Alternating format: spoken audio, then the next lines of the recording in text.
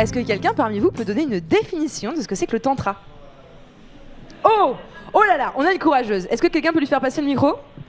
Je parlais fort. Ah oui, c'est d'abord. Le tantra, c'est l'art d'être vivant, et d'aller mettre de la lumière à l'intérieur de soi où il y a besoin d'en mettre. Yeah!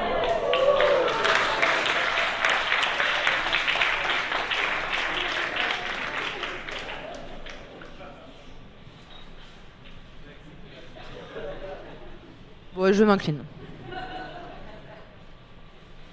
Il y a quelqu'un d'autre qui aurait envie de donner une autre définition? Oui, bon, j'avoue, il a un peu mis la pression. En détente. Bon, vous inquiétez pas, de toute façon, en règle générale, c'est quand même assez difficile de donner une définition. Et en fonction de votre expérience du tantra, du type de tantra que vous pratiquez, à quel moment de votre vie vous le pratiquez, ça peut prendre plein de définitions très différentes. Pour la petite anecdote, personnellement, le tantra, au début, pour moi, ça a été surtout très introspectif et personnel. Et maintenant, c'est beaucoup plus dans le rapport à l'autre et la qualité du lien et la capacité à rentrer en connexion et sur quel mode d'énergie et sur quel mode de relation j'interagis avec l'autre. Donc comme quoi, en vrai, de mon point de vue, hein, je parle bien évidemment sous le contrôle des grands tantrikas de la salle, c'est une exploration qui dure un peu toute la vie. C'est un mode exploratoire de l'existence, comme beaucoup de spiritualité pourrait l'être, comme le yoga peut en être une, etc. Et donc ce soir, c'est vrai que jusqu'à présent, à Histoire de cul, on n'a pas eu beaucoup de monde qui est venu parler de tantra. Beaucoup de BDSM, on a beaucoup de polyamoureux, beaucoup de kink, pas beaucoup de tantra. Et là, je suis très très contente d'accueillir la prochaine intervenante. Parce qu'au-delà d'être une amie, c'est une professionnelle que j'apprécie tout particulièrement. Et que je trouve que la façon dont elle va essayer de vous transmettre ce que c'est que le tantra, en tout cas moi personnellement, m'a beaucoup touchée. Et que j'avoue, je me suis un peu dit, j'aurais bien aimé être capable de le dire comme ça. C'est aussi pour ça que je suis MC à Histoire de cul, parce qu'en fait les gens parlent vachement bien et du coup moi je peux me planquer et juste raconter des conneries. Et pas vous raconter ma vie privée. Nanana.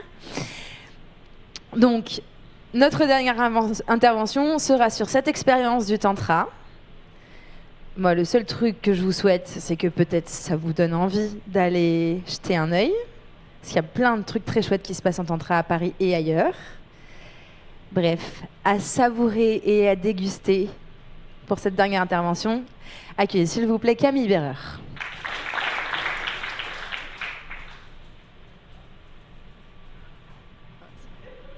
Pas mal. Ah. Ben voilà. Je me suis inscrite à un stage de tantra en piscine. Pour m'ouvrir, pour me détendre. Bah là, en fait, j'ai froid. Je me demande un peu ce que je fais là. Et puis, en fait, la piscine, ça me rappelle le collège.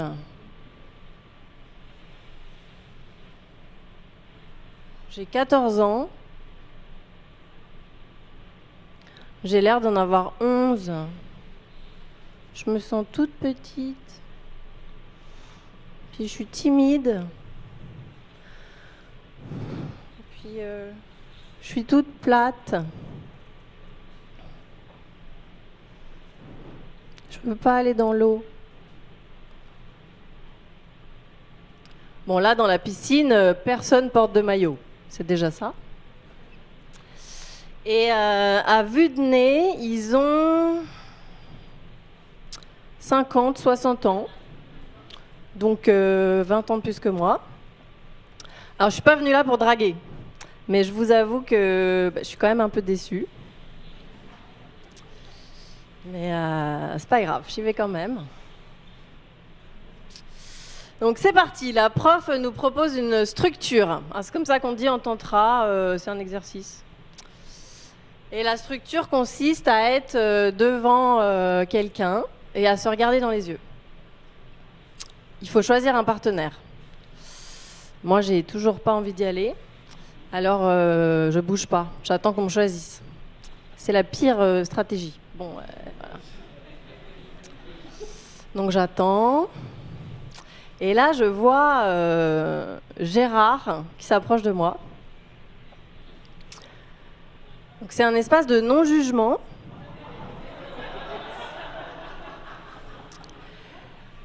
N'empêche qu'à l'intérieur de moi, ça commente. C'est le plus moche. Il est tout tordu. Puis il a l'air encore plus mal à l'aise que moi. C'est pas gagné. Bon, bah, je suis là, voilà, hein, j'ai payé mon week-end, j'y vais. Donc,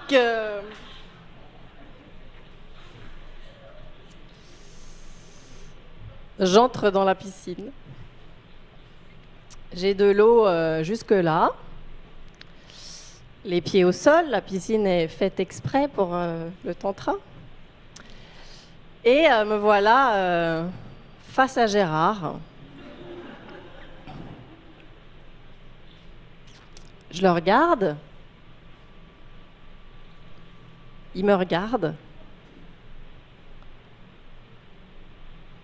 Nous nous regardons.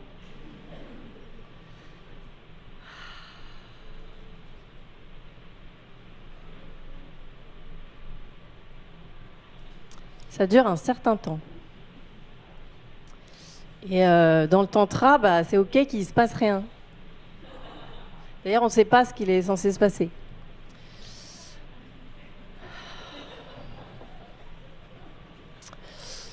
Je suis là pour être là, donc j'y vais. Je regarde Gérard. Donc nu intégral, Gérard nu intégral. Je le regarde dans les yeux, bien dans les yeux.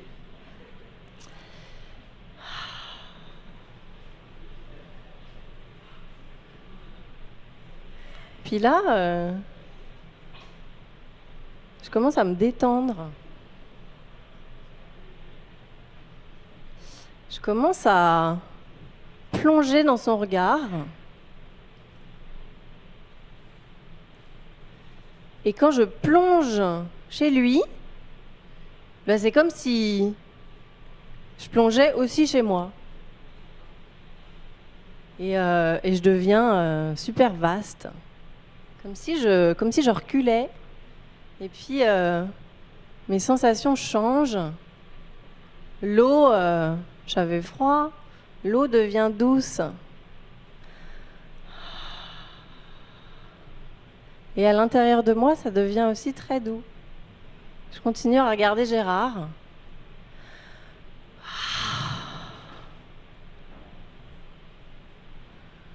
Waouh! Waouh! Il se passe un truc. Je commence à être traversée par un courant dans mes pieds. Et puis en fait, ça remonte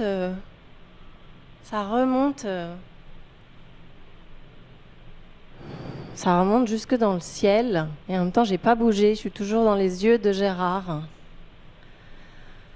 Et tout mon corps commence à être... Et là, je sais pas ce qui se passe. Je dis, Gérard, qu'est-ce que t'as fait, quoi? Gérard, il se passe un truc. Je dis rien, mais intérieurement, je commence à onduler. J'ondule avec...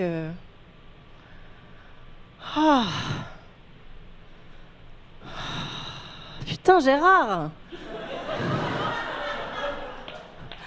J'ondule avec le cosmos à l'intérieur de Gérard.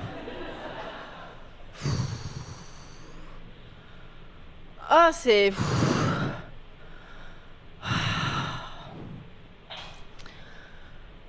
Je sais pas comment vous dire, je me sens... Et puis, ça devient beau, en fait. À l'intérieur de Gérard, je commence à voir la beauté. Et je sais pas ce que c'est, cette beauté. Je sais pas si c'est la sienne, je crois bien que c'est la sienne, mais c'est aussi la mienne. Comme une beauté que...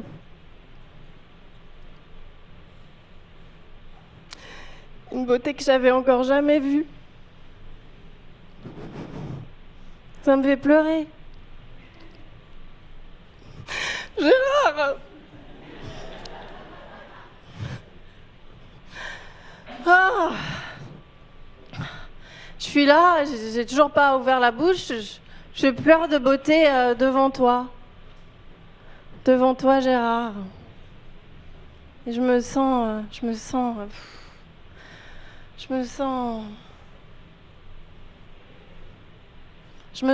quoi. Je me sens.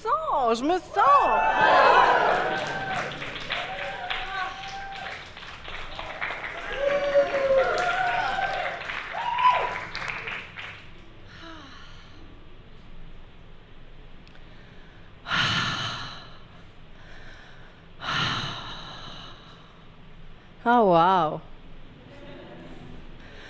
Je suis tellement contente d'être venue, Gérard, tu peux pas savoir. Ouf.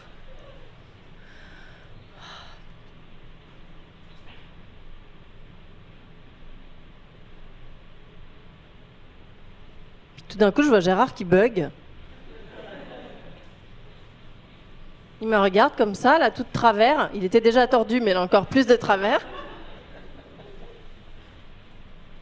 Il me dit, est-ce que tu sens? Et puis il cligne des yeux, comme s'il pouvait pas, il peut pas maintenir, ça devient trop intense, c'est trop intense. Je confirme, hein, c'est intense. Ah. Ah. Oui. Oui, Gérard. C'est vrai. C'est vrai que c'est beau. Et c'est vrai que je t'aime. En fait, il y a beaucoup, beaucoup, beaucoup d'amour. Et tu vois, je suis en larmes de beauté devant toi. Et c'est comme si, en fait, c'est trop. Mais pour moi aussi, c'est trop. Et pour lui, c'est trop. En fait, on n'a jamais vécu ça.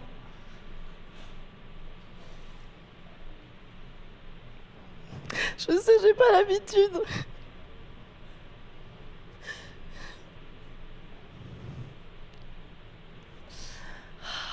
C'est à la fois larmoyant et pas du tout triste. Mais alors, pas du tout. Hein. Ah.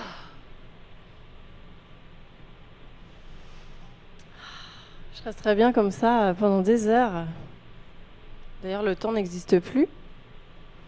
Je n'existe plus. Gérard n'existe plus.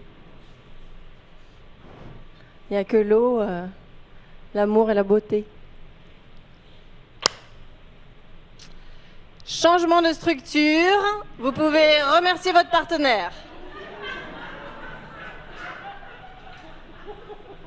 La voix douce de la prof nous avertit que le temps imparti... Voilà. Et moi, je dis merci. Je dis merci à Gérard. Merci de m'avoir offert ce cadeau de voir et de sentir dans toutes mes cellules que peut-être il suffit de se regarder suffisamment longtemps dans les yeux pour sentir l'amour et pour voir la beauté que nous portons toutes et tous.